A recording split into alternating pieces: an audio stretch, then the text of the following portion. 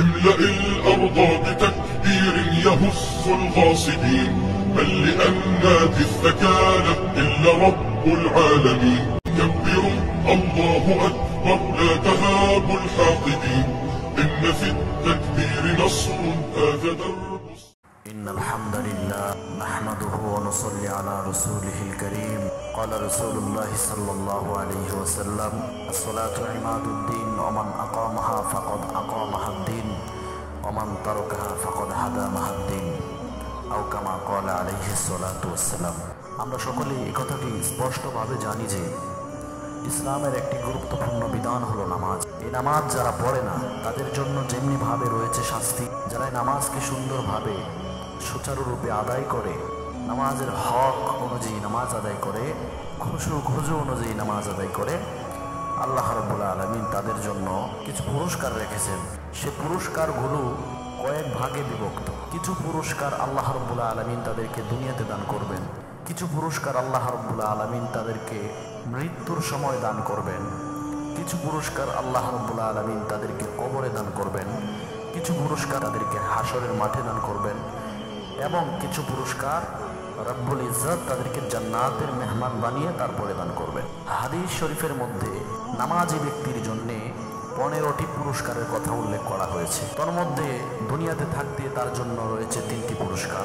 1 নম্বরে রয়েছে আল্লাহ রাব্বুল আলামিন তার হায়াতে বরকত দিবেন।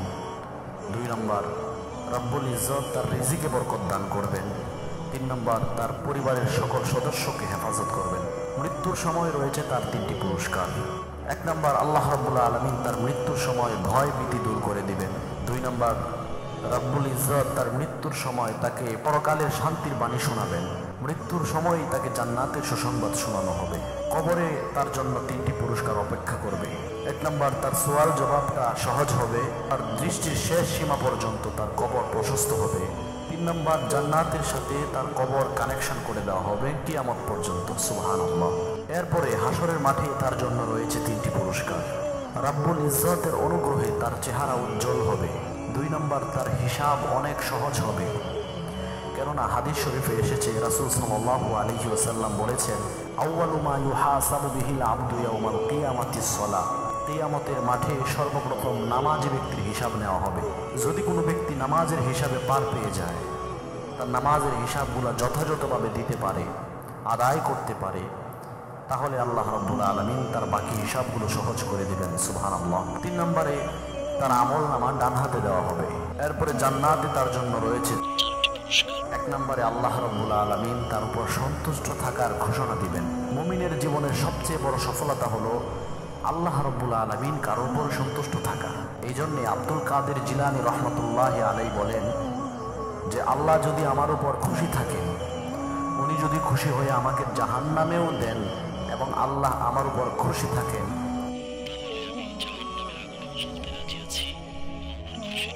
আল্লাহ রাব্বুল আলামিন তার উপর রহমতের দৃষ্টি দিবেন। সুবহানাল্লাহ। দুনিয়ার কোনো মানুষের উপর যদি চেয়ারম্যান, মেম্বার অথবা এমপি মন্ত্রীরা একটু সুদৃষ্টি দেয়, একটু সুসম্পর্ক থাকে, তাহলে দুনিয়াতে তারা অনেক সুবিধা ভোগ করতে পারে। দুনিয়ার জীবনে তারা যে কোনো কাজে সফল হতে পারে। সেখানে সকল এমপিদের এমপি, সকল মন্ত্রীর মন্ত্রী, রাজার রাজা, বাদশার বাদশাহ।